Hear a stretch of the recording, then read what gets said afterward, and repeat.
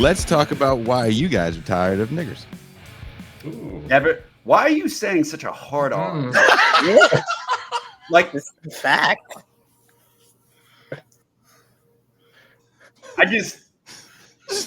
I'm curious. Yeah, Such a and hard that's R. not the topic that I agreed to come on. Just clear. Mm-mm. You need to take that to Condi Rice or somebody. But I'm good. I feel like if you read the Chris Rock bit in their normal voice, it just hits so much harder with the hard R. Pascal, black fatigue. Are you tired of Negroes? It's I'm not. not tired of Negroes. I'm tired of I'm tired of talking about all of the issues that get people tired of Negroes. I'm tired of not talking about political economy. I'm tired of us not talking about capitalism. And I'm tired of race reductionism. That's what I'm tired of. There you go. Tell us more, Pastor Robert. Mm. No, I think that listen, I'll say it and I'll say it from a left perspective. There's a thing called a race hustle. There are people out there who basically make a career out of using a race to promote their grievances, not so much because they care about the grievances of black people, but because they line their pockets out of racial affiliation. I think that part of the reason we get this black fatigue is because they've been ascended in racial discourse pretty much since the end of the civil rights movement. Terray, do you have something to say? I'll pretty much endorse what Pascal said. It would be helpful if we would broaden discourse just a little bit, because we have been collectively, not anyone here, of course. I would say nurturing resentment. Right? I mean, we've come to embrace in liberal discourse. I'll eliminate the passive voice here. Has come to ration empathy for people who are suffering. Starts with, I'm getting a feedback situation here. Are you? Yeah, I muted it. Okay. But we've started to ration empathy for those who suffer. There are some who suffer for whom we are supposed to have empathy, and others can kick rocks. And predictably, I mean, you don't have to be Negrodamus, Afrodamus, whatever you want to call it, to anticipate that kind of liberal posturing bound up with that's often enough in the form of virtue signaling and finger wagging is going to nurture, animate, exacerbate resentments and do the bidding of the right. So I'm just complimenting what Pascal said effectively. Bert, would you like to add something? No.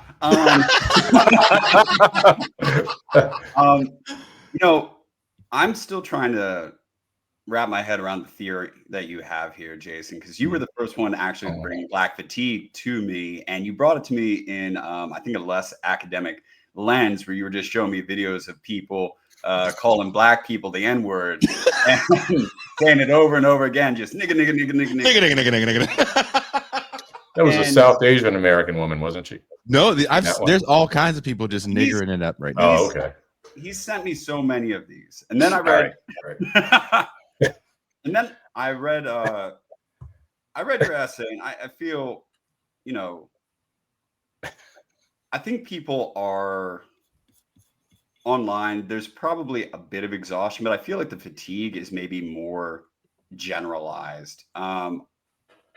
Black people are maybe considered the vanguard of the whole woke rhetoric, the people who supposedly benefited the most, after George Floyd and all of that increased interest in race. And we're getting a lot of videos of, say, people, calling this person nigga, this person nigga, this person nigga.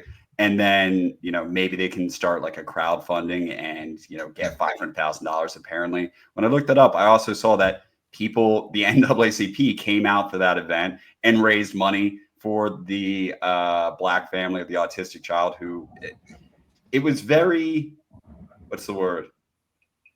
Binary? What was that? Binary? Not petty isn't maybe the right word, but it seems like what I was seeing from you, Jason, was just like these videos just look like the tail end of everybody's been pointing their camera at each other. Yeah. And maybe there is fatigue around that. Maybe something that I thought maybe had died down is I feel like people a few years back, they were so resistant to the idea that anyone was out here still using racist language in like a playground. And they really wanted to distance themselves from that. And now they don't seem to care as much if somebody calls them a racist. I think maybe they've accepted like, everybody gets called a racist for everything. Do you guys think it has something to do with the fact that the N word is held so sacred as like this magical word that has power, in the sense of people say it's a term of endearment, and I go, no, it's not. No, it's not. My daughter graduated college, and there were a lot of N words that graduated as well, and not one person said that's my N word. I'm the proudest N word father or mother here today.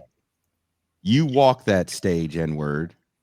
I've never seen a person give birth and be proud of their baby N word. I'm sure someone says it somewhere. I've just never seen that. Have you guys witnessed that? I think one of the things we have to realize is that the use of the N word in the public thoroughfares has increased with the popularity of rap music, and that 100%. in the early 70s, you wouldn't see it as used as much normally by normal folk as you do today. So you think it has a lot more to do with rap music, and Teray had said something to me a few weeks ago about that. We were talking about the N word. And Always I think do. He called me one. But he you had were said, like, right back at you. He said something along, I don't know if you remember this. You said something along the lines of the N word was, for the longest time, it was the explanation point. And with rap music, it became the hook. Yes, so it right. just seems fun That's to it. say. Yep. And everybody wants to say it. But then again, it becomes this forbidden thing because, and Toussaint brought this up, there's this moment in the 90s where there's going to be a reclamation. We're going to reclaim the N-word as this term of endearment. Would you like to expand on that, Toussaint? Oh, thank you for unmuting me. You were given an echo. Shit. Sure I was. So anyway, Tribe Called Quest came out with a song called Suck a Nigga. I believe it was in 1993 on their Midnight Marauders album. Great where song. they were, Album. great album too. Yeah. They were officially reclaiming the word. And I remember at the time, I guess more respectable Negroes were like, are you guys really doing this? You're a Tribe Called Quest. Mm-hmm. We expect this from, other niggas, not you guys. Other niggas. nigga. There's that exclamation point. Yeah, but they were determined, and that really, I think helped set the course. This is the direction we're going in. We're going to use the N-word. And Pascal's right. I mean, from my recollection, it was just not used that much before the 90s in like everyday speech and in music.